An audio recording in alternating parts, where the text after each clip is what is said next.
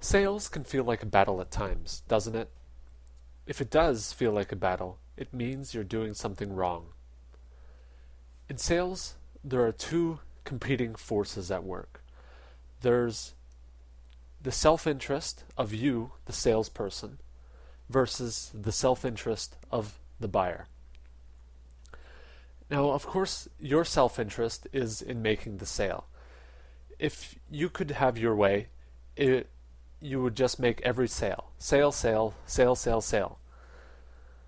However, the buyer's self-interest is to help them, to help get what he wants in a way that uses the fewest resources that are important to him. That usually is money, but it could also be time as well. The feeling of the battle comes from when you are putting your self-interest versus the self-interest of the buyer. This doesn't work. The buyer is in control of the sale. He will decide when it is appropriate to buy, and the only way to do so as a salesperson, and the only way to influence him as a salesperson, is to position your product or service in a way that meets his needs. If you are not doing this, then there won't be a sale, and this is where the feeling of conflict comes from. Now, this is a tough thing to do, as a salesperson or as any person, to put somebody's own self-interest ahead of your own. Naturally, we always want to put our own self-interest first. But in sales, probably the number one thing you can learn that will help you is to put somebody else's self-interest ahead of your own and help them get what they want and put their needs first.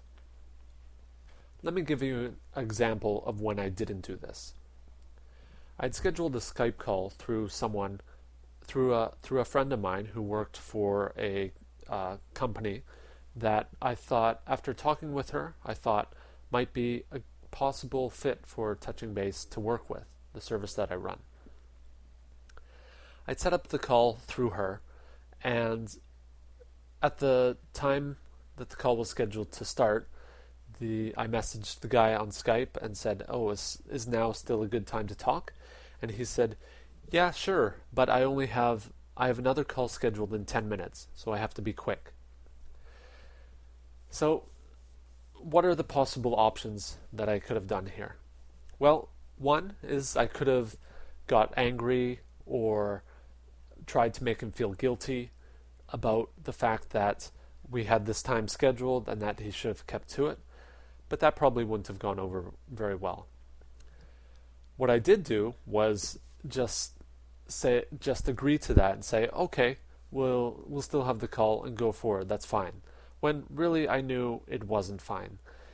Perhaps he did have another call, but perhaps he was just using this as an excuse so that if he would be able to get off the call quickly.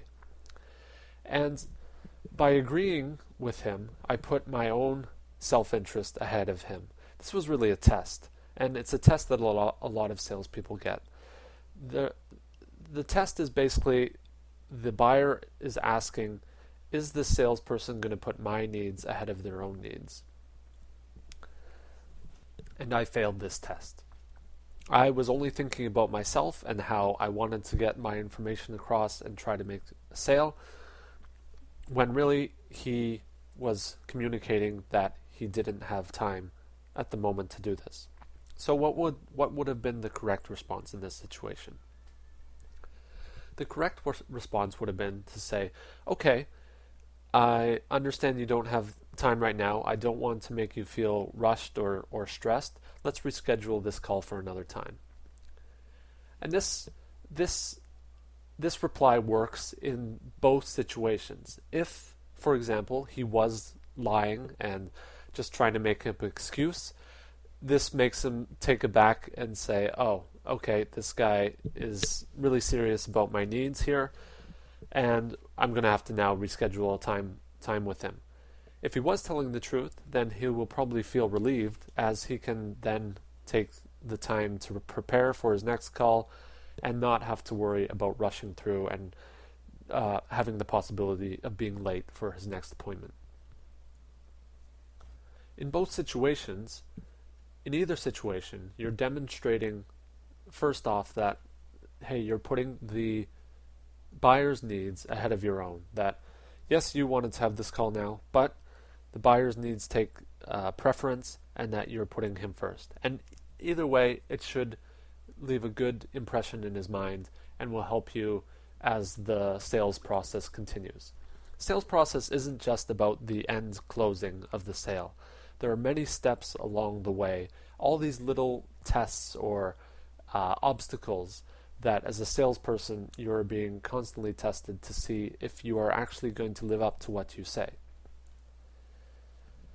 So remember that if sales feels like a battle or a conflict, it probably means you are thinking about your own needs rather than those of the buyer. Use the feedback that your body gives you. If you feel like something is in battle or not going smoothly, take that as an opportunity to reflect and see what you are doing wrong. In most cases, it may be that you are only thinking about your own needs and not thinking about the needs of the buyer.